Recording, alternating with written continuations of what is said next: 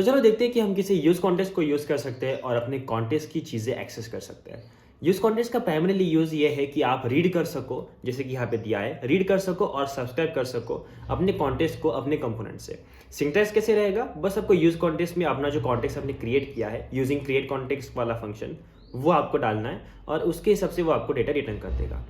इसके लिए हमने कुछ पहले देखा था जो कि हमारी नॉर्मल गो थ्रू वाली डॉक्यूमेंटेशन थी, तो आप उसको चेकआउट कर सकते हो, पर इसमें थोड़ा इन डेप्थ जाएंगे हम सारी चीज़ों में। तो देखते हैं कि क्या क्या कैसे किया है। तो सबसे पहले उन्होंने क्या किया, थीम कॉन्टेक्स्ट नाम का एक कॉन्टेक्स्ट क्रिएट किया है और उसे यूज़ कॉन्टेक्स्ट में दे दिया। कैसे क्रिएट किया वो तो बताया नहीं है, बस यूज़ कैसे करना है यूज़ कॉन्टेक्स्ट को वो बताया है। अगर आपने देखा नहीं है कैसे करना है एक्चुअली कॉन्टेक्स्ट क्रिएट, तो आप यूट्यूब चैनल पे देख सकते हो मैंने कुछ वीडियोस इसी सीरीज़ में पहले अपलोड करके रखी है, तो आप चेकआउट करना उन्हें। आगे जाके अगर हम देखें तो यहाँ पे इन्होंने पैरामीटर्स दिए है जो कि बस क्रिएट कॉन्टेक्स्ट का जो आउटपुट होता है, जो उसका इंस्टेंस क्रिएट होता है वो देना है। और रिटर्न क्या करेगा, रिटर्न करेगा ये वैल्यू कौन सी वैल्यू रिटर्न करेगा, देखो, it is determined as the value pass to the closest some context dot provider. मतलब आपका जो कॉन्टेक्स्ट रहेगा उसके प्रोवाइडर कंपोनेंट पे जो आपने वैल्यू पास करी होगी वो आपको वैल्यू यहाँ पे मिल जाएगी। Above the calling component in the tree, if there is no such provider, मतलब प्रोवाइडर अगर नहीं रहा तो आपको डिफॉल्ट वैल्यू रिटर्न होगी, और अगर प्रोवाइडर रहा तो आपको लेटेस्ट वैल्यू रिटर्न होगी। ये एक डिफरेंस है।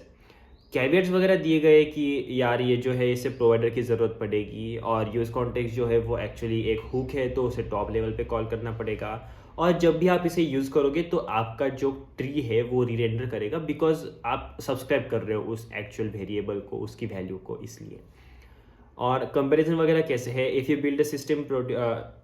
Build system produces duplicate modules in the output, which can happen with symlinks.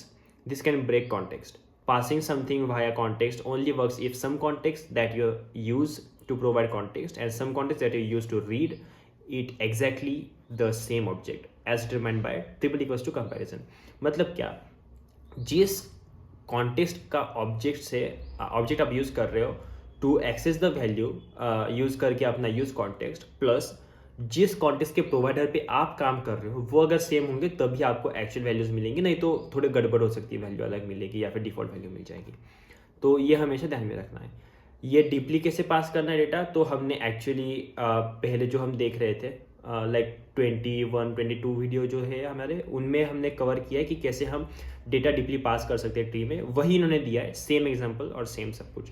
Use context में बस इन्होंने कॉन्टेक्स्ट डाला है और इसका आउटपुट जो आएगा वो एक्चुअल वैल्यू रहेगी जिसे आप यूज़ कर सकते हो। अपडेटेड वैल्यू रह सकती है, डिफ़ॉल्ट वैल्यू भी आप पास कर सकते हो। लाइक देखो इन्होंने क्या किया है, थीम कॉन्टेक्स्ट डॉट प्रोवाइडर में वैल्यू इक्वल टू डार्क, ऐसी कॉन्स्टेंट वैल्यू दे दी है। तो मतलब क्या, हमेशा ये फॉर्म में ये वैल्यू डार्क ही अवेलेबल रहेगी, ये चेंज नहीं होगी। पर एक्चुअली हम ऐसा करते नहीं है, हम वैल्यू को चेंजेबल बनाते हैं, जैसे कि इन्होंने यहाँ पे किया, वैल्यू को डार्क कर दिया हमेशा के लिए। तो हमेशा ये जो चीज़ है ना वो डार्क ही रहेगी। देखो आप यहाँ पे देख सकते हो, तो हमेशा ये डार्क ही रहेगी। तो प्रोवाइडर का यूज़ ही नहीं है ना, मतलब सीधा CSS लिख लो, वो अच्छा रहेगा। पर अगर आपको अपडेट करने वाली चीज़ बनानी है तो आप ऐसे वेरिएबल पास कर सकते हो, एक स्टेट बना के, और वैल्यू को ऐसे इस तरह से दे सकते हो। तो जो भी ये अपडेशंस वगैरह होंगे उनके हिसाब से ये थीम बदलेगी और वही उनके चाइल्ड में पास डाउन होगी, और उसके हिसाब से आप चीज़ें चेंज कर सकते हो। तो ये है एक्चुअल थीम प्रोवाइडर का यूसेज। एक्चुअली ऐसे ही बनाए जाते हैं थीम प्रोवाइडर्स।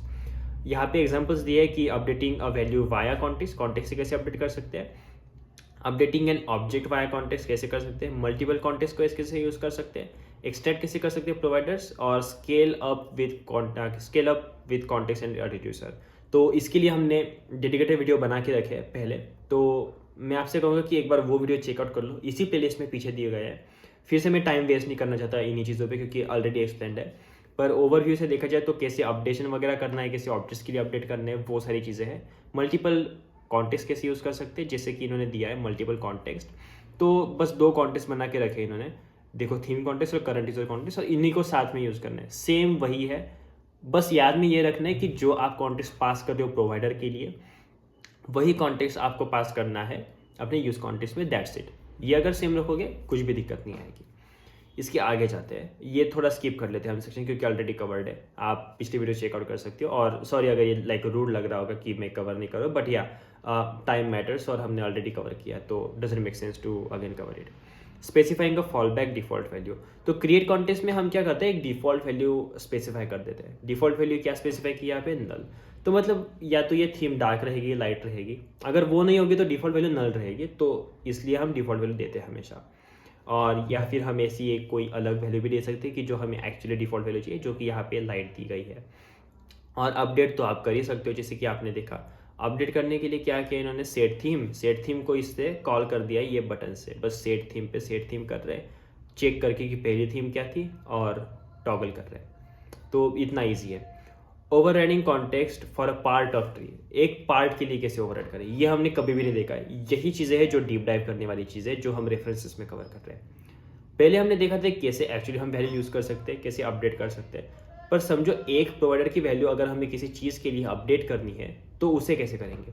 तो देखो ऊपर कुछ भी यूज़ हो रहा होगा, नीचे अगर हमने फिर से उस प्रोवाइडर के कंपोनेंट में एक वैल्यू हार्ड कोड करके रख दी तो वो वैल्यू उसके लिए डिफ़ॉल्ट वैल्यू बन जाती है, वही वो यूज़ करेगा, नो मैटर ऊपर वाली वैल्यू कितनी भी चेंज हो जाए। क्योंकि वो क्या करता है, ये प्रोवाइडर जो चीज़ें होती है, प्रोवाइडर कंपोनेंट जो होता है, उसका काम ये होता है कि यूज़ कॉन्टेक्स्ट जो भी है उसका अगर इंस्टेंस प्लस प्रोवाइडर जिस इंस्टेंस पे क्रिएटेड है उसका इंस्टेंस अगर सेम होगा तो उसका लेटेस्ट पेरेंट लेगा वो। मतलब क्या, देखो यहाँ पे दो पेरेंट है सेम कॉन्टेक्स्ट के, एक ये है एक ये है, पर फुटर इसे कभी भी कंसिडर नहीं करेगा। फुटर हमेशा कंसिडर करेगा इस चीज़ को, क्योंकि ये लेटेस्ट पेरेंट है, मतलब क्लोजेस्ट पेरेंट जो होगा उसे कंसिडर करेगा।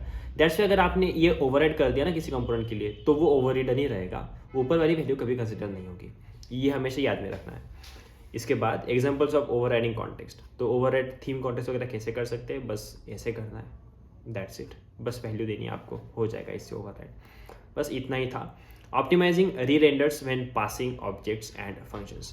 तो री रेंडर को ऑप्टिमाइज करना है हमें, कब, जब पास कर रहे ऑब्जेक्ट्स और फंक्शंस। कुछ याद आ रहा है क्या इससे, लाइक हमने कुछ देखा था लाइक कल या परसों के वीडियो में, ऑप्टिमाइजिंग फंक्शंस और ऑब्जेक्ट्स, ये भी कहा था कि ऑब्जेक्ट फंक्शन लगभग सेम होते हैं। तो हाँ, ये वही चीज़ है कि मेमोरी लोकेशंस हमेशा अलग अलग क्रिएट होती है जब रीरेंडरिंग होगी, तो मतलब ऑब्जेक्ट और फंक्शन के लिए अलग अलग चीज़ें क्रिएट होंगी। पहला फंक्शन इवन इफ उसकी बॉडी सेम है वो दूसरा फंक्शन जो अगेन क्रिएटेड है उससे सिमिलर नहीं रहेगा। पहला ऑब्जेक्ट इवन इफ उसकी बॉडी सेम है वो भी दूसरे ऑब्जेक्ट के सिमिलर नहीं रहेगा, बिकॉज मेमोरी लोकेशन हमेशा अलग अलग क्रिएट होती है, रेफरेंशियल इंटीग्रिटी।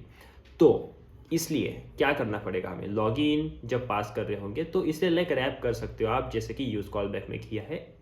ये पिछले वीडियो में कवर किया था, एग्जैक्ट पिछले वीडियो 2 वीडियोस, अगर आपने वो नहीं देखे तो वो पहले चेकआउट कर लो, नहीं तो ये यूज कॉल बैक कैसे काम करते हैं वो समझेगा नहीं।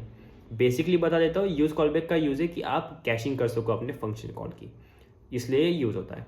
तो ये यूज करके हमने क्या किया, इसे थोड़ा ऑप्टिमाइज कर दिया ताकि ये रीरेंडरिंग हमेशा ना हो। और इसके देखो अगर प्रोवाइडर रीरेंडर हुआ ना तो इसके सारे चिल्ड्रन रीरेंडर होंगे जो हमें नहीं चाहिए, इसलिए हम ये फॉलो कर रहे हैं कि यूज कॉल बैक में रैप कर दे ताकि रीरेंडरिंग बच जाए हमारी थोड़ी बहुत और ऑप्टिमाइजेशन हो जाए। ट्रबल शूटिंग करने के लिए कुछ चीज़ें हैं, जैसे कि कभी कभी हो सकता है कि आप दूसरे कॉन्टेक्स्ट को एक्सेस कर रहे हो पर प्रोवाइडर दूसरा हो तो दिक्कतें आएगी आपको।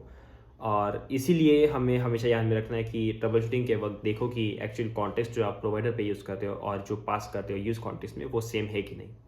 सेकेंड चीज़ जो है कि आप भूल सकते हो रैप करना अपने प्रोवाइडर से अपने चिल्ड्रन को, अगर ये भूल गए तो आपको वैल्यू मिलेगी नहीं, डिफ़ॉल्ट वैल्यू मिलेगी, जो कि दिक्कत है, आपको डिबग करना पड़ेगा। और हमेशा कॉन्टेक्स्ट वाली चीज़ें जो है वो देखो कि सेम ही एक्सेस कर रही हो आप, मतलब प्रोवाइडर पे जो कॉन्टेक्स्ट लगा है वो लाइक प्रिंट करके देख लो अगर लगे तो कि सेम ही है, कंफर्म करने के लिए। और उसके बाद I am always getting undefined from context although the default value is different. तो ये क्यों हो सकता है, क्योंकि आपने वैल्यू पास नहीं की। ऐसी चीज़ें होती है, अगर आप नए हो तो बहुत ज़्यादा होती है, मेरे भी होती थी 3-4 साल पहले, पर अब नहीं होती बिकॉज लाइक हाथ में आ गई है सारी चीज़ें। तो बस ये है थीम, जो इन्होंने नाम दिया थीम, ये भी नहीं चलता, वैल्यू ही नाम देना पड़ता है हमेशा, नहीं तो आपको प्रॉब्लम होगा, चलेगा ही नहीं, अनडिफाइंड आएगा सीधा आपका। और ये जो किया है वैल्यू इक्वल टू थीम, ये करेक्ट वे है करने का। तो बस इतना ही था इसमें। आई होप आपको समझ में आ गया कैसे हम यूज़ कर सकते हैं अपने यूज़ कॉन्टेक्स्ट हुक को अपना कॉन्टेक्स्ट का डेटा एक्सेस करने के लिए। अगर आपको ये वीडियो पसंद आया होगा तो don't forget to like the video और शेयर करना अपने दोस्तों के साथ, क्योंकि सभी को रिएक्ट सिखाना एक हमारा कर्तव्य है। और लाइक अच्छा डेवलपर बना दो भाई, सभी को, सभी का भला होगा तो देश आगे बढ़ेगा। और चैनल को सब्सक्राइब करना बिल्कुल मत भूलना। मिलते हैं अगले वीडियो में जहाँ पे देखेंगे अगले हुक्स। तब तक के लिए थैंक यू, बाय बाय।